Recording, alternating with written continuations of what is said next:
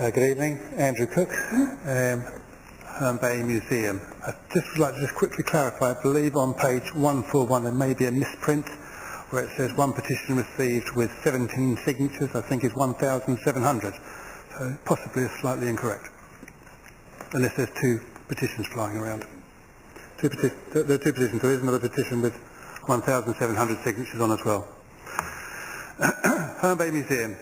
The reality would seem to be that it is not about Herne Bay or its museum, but about the department attempting to juggle a hot potato, and in the case the potato is foreshore. It can save money by placing this department into one of its own buildings.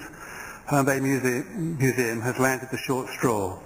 Herne Bay, the second largest town in CCC, is having its museum service downgraded to next to nothing at best. This is happening at the time after about 5 years of talk of regeneration. What signal does this send out?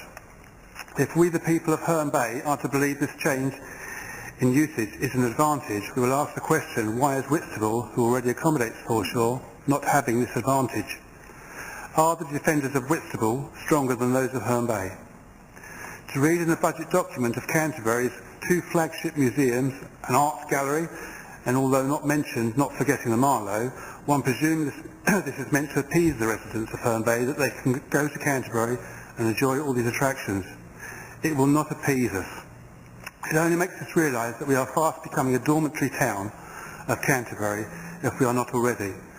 This is a huge contradiction in showing plans for the future of Herne Bay while eradicating the few assets we already have. The newspaper informs us that the head of Culture and Leisure Department has said that the museum will have its name changed, and apart from the festival and other special times it would be closed to the public unless pre-booked by groups. This would indicate it is to be closed and there will be a change of use and educational purpose. When it comes to education, I would ask you to ask the town's 5 or so primary schools what they need and want.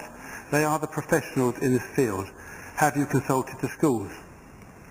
A petition of 1,700 signatures, nearly half of the responses to the budget consulting taking the museum to be saved, the primary schools supporting the saving of the museum. It's time to hear what we are saying. We all know times are hard and cutbacks must happen, but it's less painful to cut from a well-stocked larder than an empty one. A cutback in Canterbury with its flagships are cutbacks.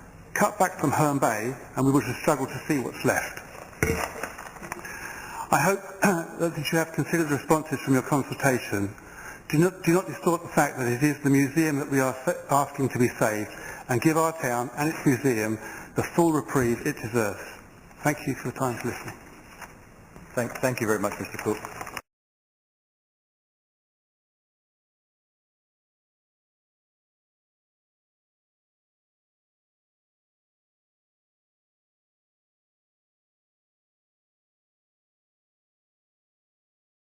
After what we've seen this evening, you just wonder if they've got any interest really in it other than the big ticket or the issues that really get there and getting themselves in the paper one way. It's really disgraceful, absolutely disgraceful that they can't see just what this council is doing. But we will fight that. We will fight it tooth and nail to show people what we are doing.